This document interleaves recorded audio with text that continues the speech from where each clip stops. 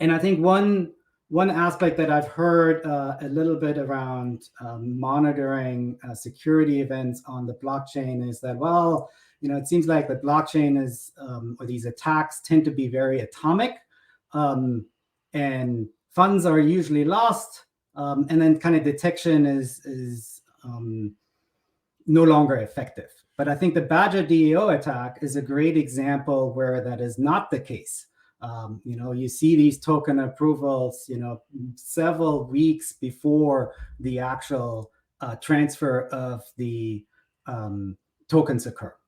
And if I draw some parallels into the Web2 world, if I think about 6 years ago, most of the security industry was entirely focused on prevention of attacks. So think of essentially endpoint agents, antivirus, anti-malware agents, and kind of put their eggs all into that one basket of, hey, this is the core component to protect enterprises, consumers from threats.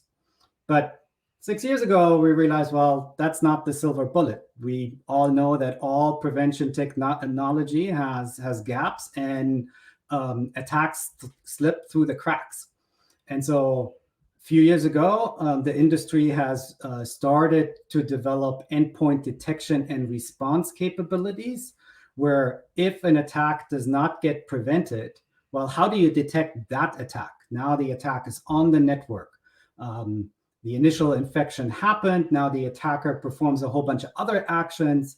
And that's really where the endpoint detection and response product comes in to monitor essentially what is going on the network of a customer, inform that customer, give that customer context on what they're dealing with. Is it, script kiddies? Is it a state-sponsored adversary? And then that really allows to scope the attack and put the customer in a position to mitigate and remediate that attack. And I see kind of parallels here between the EDR component that we see kind of in the endpoint space and Forta, right? Nothing is a silver bullet. You need to have a defense in depth approach. Obviously, you need prevention, just like smart contracts and DeFi projects are getting audited, but you also need the detection. You also need to have automated kind of incident response capabilities. And I think that's where Open Zeppelin's Defender comes in. The other thing that I think is different between Web2 and Web3 world is in the Web3 world, we are able to see the impact of an attack. In the BadgerDAO example, we see 120 million US dollars essentially being stolen. In my world today, as we're dealing with email phishing attacks, we're able to see the overall volume of phishing mails. We're able to see how many users are clicking on the phishing links, how many are giving up their credentials. But in terms of the losses that materialize, we have no visibility at all. And I think that is really exciting in the blockchain space because that allows us to quantify the losses.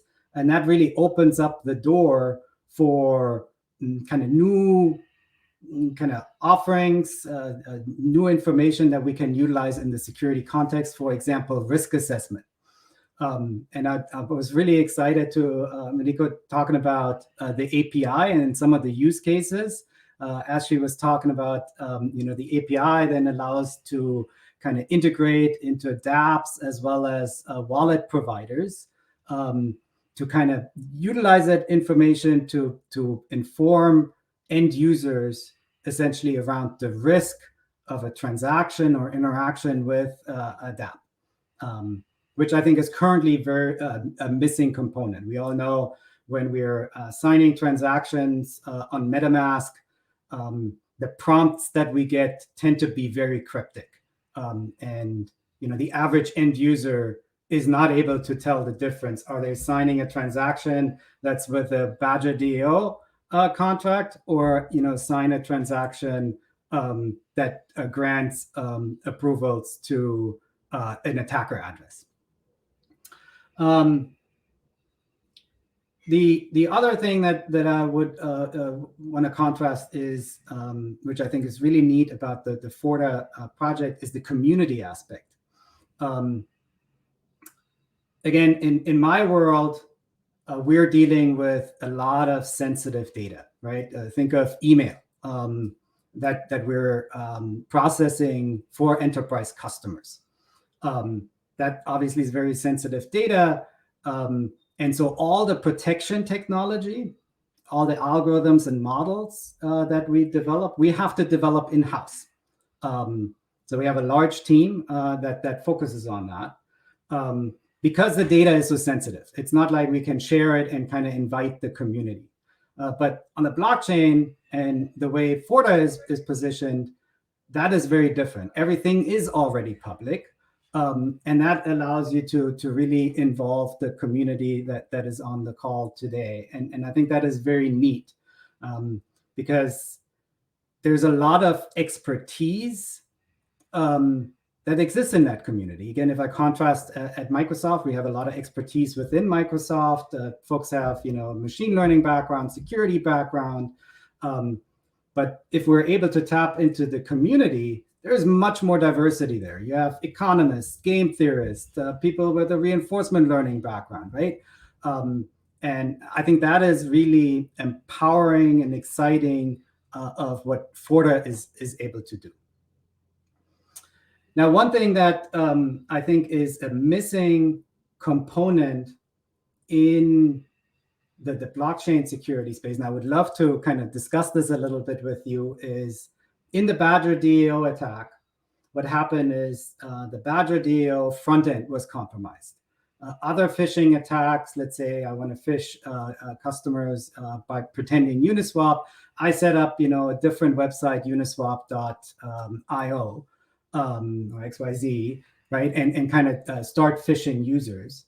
But on the blockchain, we're only seeing the transactions that are signed, which does not give us insights into the Web2 component, which of course many of the protocols rely on today, where that is coming from. And I think we could do a whole lot more in terms of scam protection, phish protection, if that piece of information would reside on the blockchain as well. Like, hey, you sign a transaction, it was signed by MetaMask, and this particular front end, so let's say Uniswap XYZ, was associated with that transaction. I would love to hear a little bit what people think about that idea.